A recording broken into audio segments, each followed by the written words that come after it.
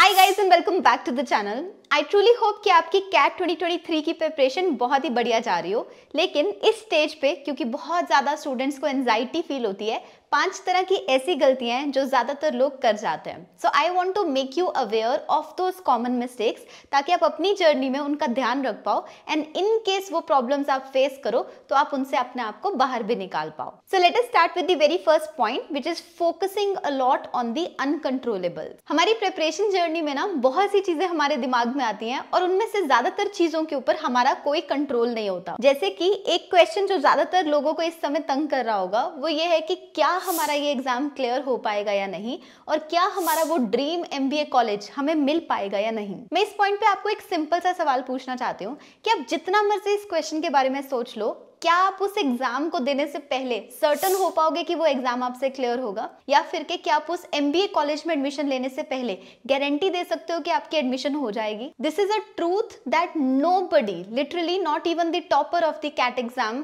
Can determine कि वो इस एग्जाम को टॉप कर पाएगा या नहीं। सो मेरी आपसे एक ही रिक्वेस्ट है कि आप जिन चीजों के ऊपर कंट्रोल कर सकते हो सिर्फ उनके ऊपर फोकस करो, और जिन चीजों के ऊपर आपका कोई बस नहीं है या फिर कि उनका ये सही समय नहीं है उनको इग्नोर कर दो। जैसे अगर आपके एकेडमिक मार्क्स अच्छे नहीं हैं या फिर कि आपके गैप ईयर्स हैं, तो ये एक ऐसी चीज है जिसके ऊपर आपका कोई कंट्रोल नहीं है और उसके बारे में सोचने से इस समय कुछ होगा भी नहीं। और दूसरा एग्जांपल है आपकी प्रोफाइल का। आपकी प्रोफाइल के ऊपर आपका कंट्रोल जरूर है, लेकिन अगर आपका कैट एग्जाम ही क्लियर नहीं हुआ तो उस प्रोफाइल का आप करोगे क्या? सो आपके लिए प्रोफाइल के बारे में इस समय सोचना जरूरी नहीं है, उसे आपको पेंड कर देना चाहिए। जब कैट एग्जाम हो जाएगा उसके बाद आप अपनी प्रोफाइल पे काम कर सकते हो। दूसरी मिस्टेक को बोलते हैं बर्नआउट। ज्यादातर एस्पिरेंट्स के साथ ये होता है कि वो एक क्वेश्चन ट्राई करते हैं, फिर दूसरा क्वेश्चन ट्राई करते हैं। इस तरह से जब क्वेश्चंस उनसे सॉल्व नहीं हो रहे होते तो वो अक्सर बर्नआउट एक्सपीरियंस करते हैं, यानी कि वो इतना फ्रस्ट्रेटेड फील करने लगते हैं कि अगले 3 दिन तक फिर वो किताब ही नहीं उठाते। इस चीज का एक बहुत ही सिंपल सा सोल्यूशन होता है जो मैंने अपनी प्रिपरेशन डेज में फिगर आउट किया था, जिसे बोलते हैं लर्न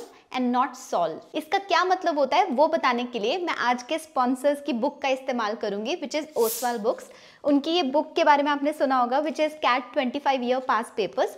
इनमें ना लास्ट 25 ईयर्स के जितने भी क्वेश्चंस हैं उनको टॉपिक वाइज सॉल्व करके दिखाया हुआ है। जैसे मैं ये बुक खोल के आपको एग्जांपल दिखाती हूँ। इसमें तीनों सेक्शंस के पास्ट ईयर पेपर्स हैं और सारे के सारे क्वेश्चंस हैं। सो मान लो हमने क्वांटिटेटिव एप्टीट्यूड के अरिथमेटिक टॉपिक का time, speed and distance chapter pick किया और पहले उसके कॉन्सेप्ट्स को रीड किया। उसके बाद हमने सारे पास्ट ईयर क्वेश्चंस को ट्राई करना शुरू किया। तो ज्यादातर स्टूडेंट्स क्या मिस्टेक करते हैं कि वो ये पहला क्वेश्चन अटेम्प्ट करेंगे, फिर उसका सोल्यूशन चेक करेंगे, फिर आके नेक्स्ट क्वेश्चन अटेम्प्ट करेंगे, फिर उसका सोल्यूशन चेक करेंगे, एंड इस प्रोसेस में अगर वो क्वेश्चन उनसे सॉल्व नहीं हो रहा हुआ या वो गलत हो गया हुआ तो वो फ्रस्ट्रेट होंगे। अब ऑन दी अदर हैंड जो स्ट्रैटेजी मैंने यूज की थी मैं आपको उसका डेमो देती हूँ। सबसे पहले मैं टोटल 10 क्वेश्चंस को काउंट करके एक सिटिंग बनाऊंगी। मान लो कि ये पहला क्वेश्चन है, यहाँ से मैंने ये क्वेश्चन देखा, अटेम्प्ट किया, दूसरा क्वेश्चन देखा, अटेम्प्ट किया। जो क्वेश्चन मुझसे नहीं हो रहा होगा उसे मैं एक सर्कल लगा दूंगी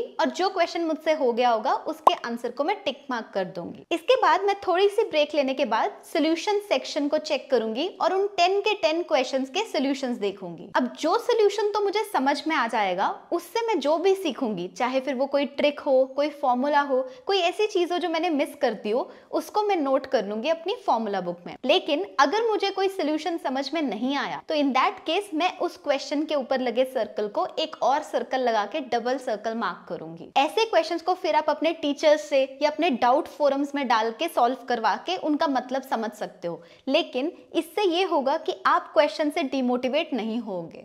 एक बार के लिए आप ये अप्रोच ट्राई करके देखो। इससे ये होगा कि आपको समझ में आएगा कि क्वेश्चन सॉल्व किए कैसे जाते हैं, ताकि नेक्स्ट टाइम आप सिमिलर टाइप के क्वेश्चन से कम अक्रॉस हो तो वो आपसे सॉल्व हो जाए। अगली मिस्टेक जो लोग करते हैं उसे बोलते हैं getting demotivated by the mock test. अब ये वो टाइम है जब ज्यादातर लोग मॉक टेस्ट लेना शुरू करेंगे and it is very disheartening to see कि लोग पहले मॉक में ही एक्सपेक्ट कर रहे होते हैं कि मेरी तो 99 परसेंटाइल आ जाएगी। आपकी परसेंटाइल कितनी भी हो, आपका पर्पस ये होना चाहिए कि मुझे मॉक से सिर्फ सीखना है कि पैटर्न कैसा दिखाई देता है और मैं किस तरह की अटेम्प्ट स्ट्रैटेजी को यूज करना चाहूंगा, जो कि मैंने प्रीवियस वीडियोस में भी एक्सप्लेन किया है। Having said that, let me give you a realistic picture कि कितनी परसेंटाइल आपको एक्सपेक्ट करनी चाहिए या टारगेट करनी चाहिए। ऐसे बहुत से स्टूडेंट्स हैं जिनके एग्जाम्पल मैंने अपने ब्लॉग पे भी मेंशन किए हुए हैं, जो इस समय पे 60 परसेंटाइल स्कोर कर रहे थे, लेकिन they were able to score more than 99 eventually and they made it to the top IIM। सबसे पहले तो आप अपने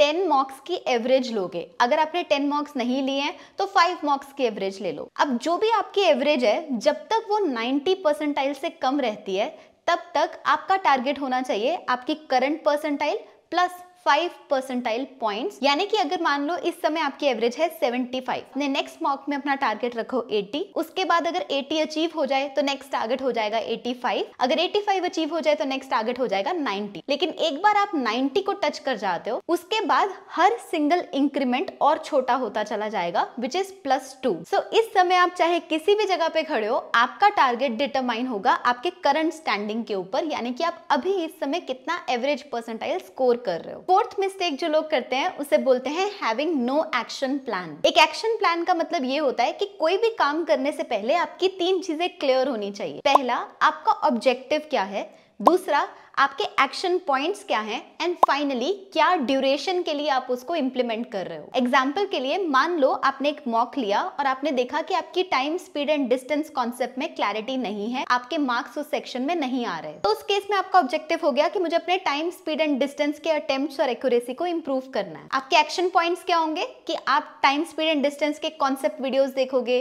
क्वेश्चन सॉल्व करोगे, दोबारा से फॉर्मूला बुक को रिवाइज करोगे, एंड कोई भी और चीज जो इसमें हेल्प कर पाए। एंड आपकी ड्यूरेशन क्या होगी कि मान लो आपने इस पूरी एक्सरसाइज को 1 हफ्ता देना है। अब मान लो कि आपने एक मॉक लिया और उस मॉक में आपकी परसेंटाइल पिछले मॉक से भी कम आई। आप इवैल्यूएट करोगे कि आपने टाइम, स्पीड एंड डिस्टेंस में अपने अटेम्प्ट्स और एक्यूरेसी को इंप्रूव किया या नहीं। आपके मॉक परसेंटाइल कम होने के बाद आपको एक नया एक्शन प्लान बनाना पड़ेगा फॉर अ न्यू टॉपिक, लेकिन टाइम, स्पीड एंड डिस्टेंस का objective has been met. The fifth and the final mistake that a lot of people make is putting a lot of undue pressure on themselves. I understand कि इस समय आपको बहुत ज्यादा tension हो रही होगी कि मुझे क्या करना है, कैसे अचीव करना है, और हो सकता है आप अपने ऊपर अनड्यू प्रेशर भी डाल रहे हो, विच इज कि बाकी लोग कैसा परफॉर्म कर रहे हैं, एक टॉपर इस समय क्या कर रहा हो सकता है। अब इस चीज को लेके मैं आपको ये तो नहीं बता सकती कि मैंने अपने आप को उस प्रेशर से बाहर कैसे निकाला था, बिकॉज बीइंग वेरी ऑनेस्ट उस समय मैं भी अपने ऊपर प्रेशर डालती थी, लेकिन इस स्टेज में I have become a person जो अपने ऊपर इतना ज्यादा प्रेशर नहीं डालती है। So I can share what worked for me. जब भी आप पास्ट के बारे में सोच रहे होगे, मान लो आपने कल पढ़ाई नहीं की और आप उसके बारे में सोच रहे हो, या फिर कि आप फ्यूचर के बारे में सोच रहे होगे, यानी कि आपको डर है कि कल आप कैसे कंप्लीट करोगे अपना syllabus, in both the cases you can't be putting in action. जब हम सोच रहे होते हैं, और ज्यादातर या तो हम पास्ट के बारे में सोचते हैं या फ्यूचर के बारे में सोचते हैं, हम एक्शन नहीं ले सकते। सो एक्शन सिर्फ प्रेजेंट मोमेंट में ही होता है। जितना भी टाइम आप एक्शन पे डिवोट करोगे, सिर्फ वही उस रिजल्ट को लेके आ पाएगा जिसके बारे में आप इतना सोच रहे हो। ये बहुत ही सिंपल सा कॉन्सेप्ट है, बट समझने में टाइम लग जाता है। So just think about it for a second, and जब भी नेक्स्ट टाइम आपके दिमाग में कोई भी थॉट आए, सिर्फ ये याद दिलाना अपने आप को कि जितना मैं इस बारे में सोचूंगा या सोचूंगी, उतना ही मैं कम एफर्ट डाल पाऊंगी। अगर फिर भी आपके दिमाग में कोई भी डाउट आ रहा है, just let me know in the comment section and I will be more than happy to reply to you. Thank you so much for watching this guys and see you the next time.